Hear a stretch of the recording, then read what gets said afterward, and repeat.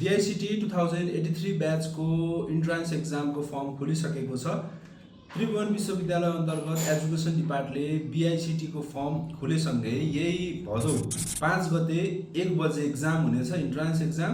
र तपाईहरुले फर्म श्रावणको 25 गतेसम्म फर्म भरिसक्नुपर्ने हुन्छ। entrance.tufve.edu.np मा तपाईहरुले लगइन गरेर फर्म इन्ट्रान्सको फर्म भर्न सक्नुहुनेछ, जसको शुल्क 1500 रुपैयाँ लाग्नेछ है। र तपाईहरु धेरैजना साथीहरुले सोधिरहनु भएको छ BICT फर्म भर्ने कि के गर्ने, आईटी पढ्न मन छ भन्नुहुन्छ। तपाईहरुले BICT को इन्ट्रान्स दिनु होला, किनभने तपाईहरु यदि आईटी पढ्दै हुनुहुन्छ भने बजारमा विभिन्न आईटी कोर्सेसहरु उपलब्ध हुन्छन्। तर BICT को स्पेशल भनेको यो चाहिँ बजेट फ्रेन्डली आईटी कोर्स हो। जम्मा 27 वटा कलेजहरुमा, नेपालैभरिको 27 वटा कलेजहरुमा यो पढ्न पाउनुहुनेछ।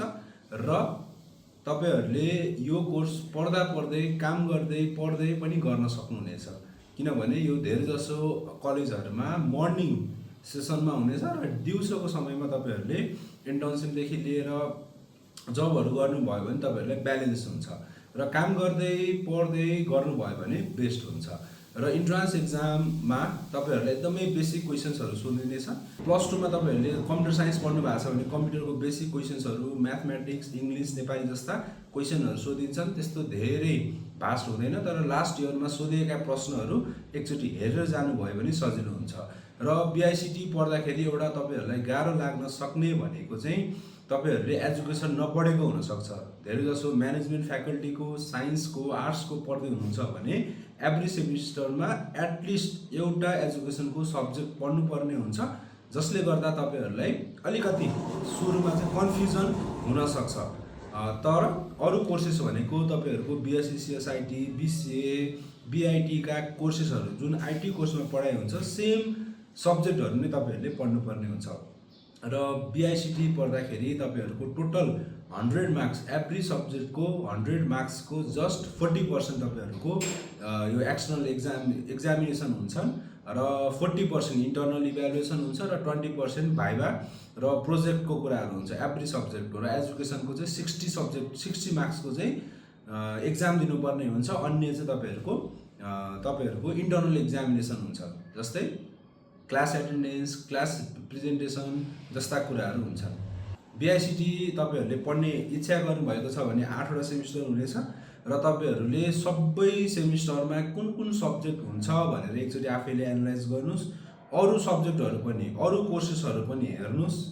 BSc CSIT, BCA, BIT, अन्य बाहिरको युनिभर्सिटीहरुको पनि तपाईहरुले हेर्नुस्, कोर्सहरु हेर्नुस्, इभ्यालुएसन गर्नुस्, एनालाइसिस गर्नुस्। पढ्ने आफैले हो हैन, स्किल मेन्टेन गर्ने आफैले हो।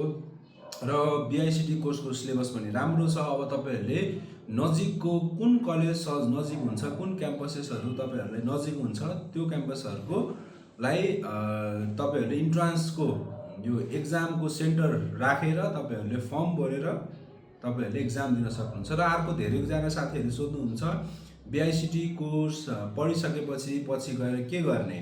तपाईहरुले मास्टर्स, BICT, MICT पनि छ, बाहिरको युनिभर्सिटीहरुमा पनि मजाले एप्लाई गर्न सक्नुहुन्छ, किनकि यसको क्रेडिट आवर तपाईहरुको मजाले पुग्छ। र पछि गएर ब्याचलर मात्र गर्छु त्यसपछि तपाईहरु आईटी फिल्डमै जानुहुन्छ भने विभिन्न आईटी स्किल्स तपाईहरुले गेन गरेर तपाईहरु यो आईटी इन्डस्ट्रीमा लाग्न सक्नुहुन्छ। त्यो तपाईमा भर पर्ने कुरा हो।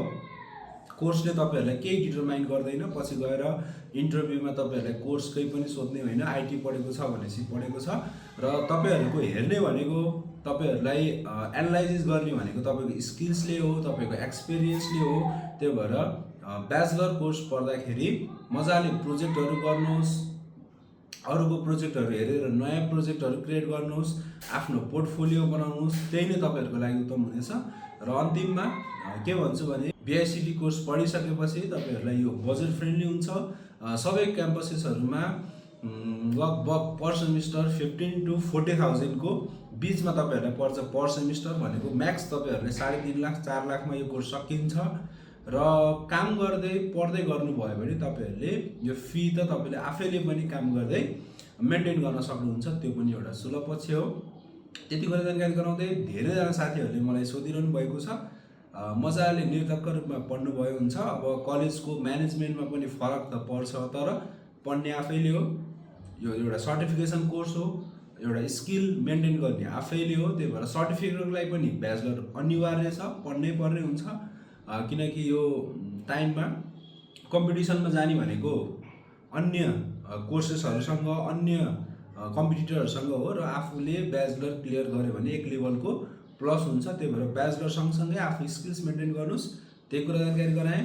यो वर्षको फर्म खुलिसकेको छ र मजाले यो इन्ट्रान्स फर्म भरेर तपाईँहरूले एक्जाम इन्ट्रान्स दिनुहोस्, र यो भाद्रको लास्टतिर तपाईँहरूको एक्जाम क्लास सुरु हुन्छ, रेगुलर क्लास। र यदि यो पालि यो साउनको 25 गतेसम्म फर्म भर्नु भएन भने र रिइन्ट्रान्स खोलेन भने यो वर्ष तपाईँहरूले आइसिटी पढ्न पाउनु हुँदैन। त्यही भएर टाइममै फर्म भर्नुहोस्, इन्ट्रान्स एक्जाम दिनुहोस्, एडमिसन गर्नुहोस् अनि पढ्नुहोस्। त्यही कुरा जानकारी गराएँ। धन्यवाद।